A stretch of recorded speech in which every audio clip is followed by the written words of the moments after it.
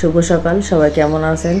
তো আজকে নতুন একটি ব্লগ নিয়ে আপনাদের সাথে শেয়ার করতে চলে আসলাম। তো এইমাত্র ঘুম থেকে উঠলাম, ফ্রেশ হলাম। তো এখন রায়ানকে ডাক দিব স্কুলে যাওয়ার জন্য, আফনান কলেজে যাবে। তারপরে সারাদিন আজকে কী কী কাজ করব সব কিছুই শেয়ার করব। তাহলে চলুন কাজগুলো শুরু করা যাক। তো সকাল তো অবশ্যই 1 কাপ চা দিয়ে শুরু হবে, সেজন্য আর 1.5 কাপ চা বানিয়ে নিচ্ছি। এখন চাটা খাবো, খেয়ে তারপরে সব কাজ শুরু করব। প্রথমে কাজ হচ্ছে আমার ঘর গোছানো। তো এখানে আমি সব কিছু গুছিয়ে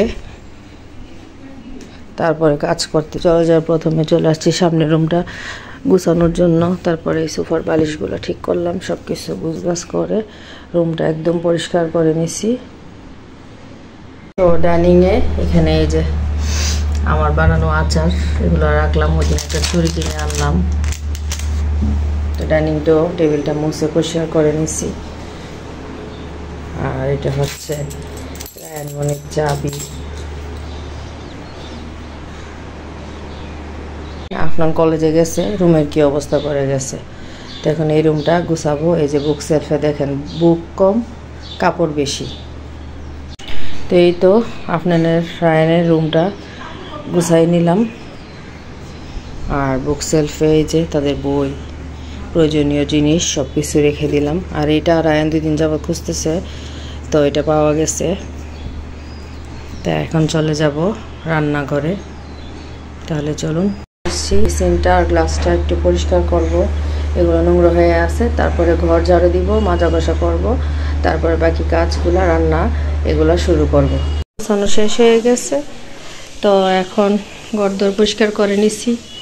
আর এখন সর্বশেষ কাজ হচ্ছে এই যে ঝাড়ু। এখন ঘর ঝাড়ু দিব, ঘর ঝাড়ু দিয়ে তারপর গোসল নামাজ, তারপরে খাওয়া দাওয়া। এখানে 2টা বরফ নিয়ে নিচ্ছি। এটা ফিল্টারে আমরা এভাবে সারাদিনের জন্য পানি দিই। আর এখানে যে পানি বসানো হইতেছে, তো এই ফিল্টারের পানিটা এখন এটার মধ্যে দিয়ে দিব। তো এইভাবে দিলে আমরা সারাদিনে আমাদের পানি খাওয়া আর ফ্রিজ খোলা লাগে না। আর রান্নাঘরের অবস্থা খুবই খারাপ। তো এগুলো ধোবো। তারপর এখানে রান্নার জন্য মাছ টাছ নামাই নিছি, পরিষ্কার করে সব কিছু রেডি করে তারপর রান্নার আয়োজনটা। তো সবজি নেওয়ার জন্য একটু নিচে চলে আসছি। তো এখান থেকে কিছু সবজি নিব আজকে রান্না করার জন্য। তো এখানে হরেক রকমের সবজি নিয়ে আসছে। এখানে যে লাল শাক আনছি, লাল শাক কেটে নিছি। এখানে মিষ্টি আলু, আম, খাট্টা রান্না করা হবে জালি দিয়ে মাছ। আর এখানে কিছু মাছ তেল জাল করা হবে, আর কিছু মাছ সবজি দিয়ে রান্না করা হবে। তো এখন সব কিছু পরিষ্কার করে নিছি। এই যে রান্নাঘর সব কিছু পরিষ্কার করে পরিপাটি করে ভাত রান্না করে ফেলছি। তো এখন রান্নাগুলো শুরু।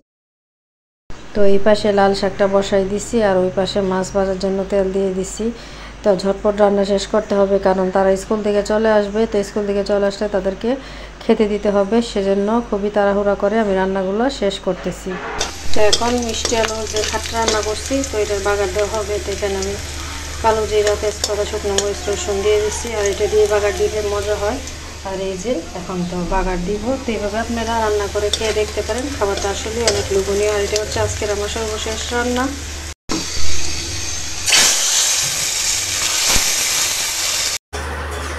কিছু বলবো? আম্মুর happy mother's day. Thank you. আর আপনার আমাকে হ্যাপি মাদার্স ডে মা। Thank you. আচ্ছা, এই হচ্ছে আমার তরকারি। মোটামুটি সব রান্না শেষ। এখন রায়ানের বাবার জন্য ভাত রেডি করি। লাল শাক, শুকনো মরিচ, মাছ দিয়ে জালি কুমড়া, আর এই যে আর সাথে আছে মাছ ফ্রাই। তো এখন খেতে দিব। রান্না শেষ, তাদের জন্য ভাত বেড়ে দিছি। স্কুল কলেজ থেকে চলে আসছে, তো তারা এখন খাওয়া দাওয়া করবে। এখন সব কাজ শেষ করে নামাজ শেষ করে তো এখন খাওয়া দাওয়া করব। সবাইকে খেতে দিছি, সবাই খেয়ে যার যার কাজে চলে গেছে। তো এখন হচ্ছে আমার খাওয়া দাওয়ার পালা। তো আজকে ভিডিওটা এতটুকু। যদি ভালো লাগে থাকে সবাই অবশ্যই লাইক কমেন্ট শেয়ার করবেন। আর আজকে হচ্ছে মা দিবস। সকল মায়েদের প্রতি বিনম্র শ্রদ্ধা ও ভালোবাসা। আর মায়েদের ঋণ আসলে এক বাক্যে একদিনে শেষ করা যাবে না। পৃথিবীর সকল মা বাবা সুস্থ থাকুক, এই কেমন আমরা সবাই সবার মা বাবার জন্য করি। মা বাবাদের জন্য ভালোবাসা অবিরাম।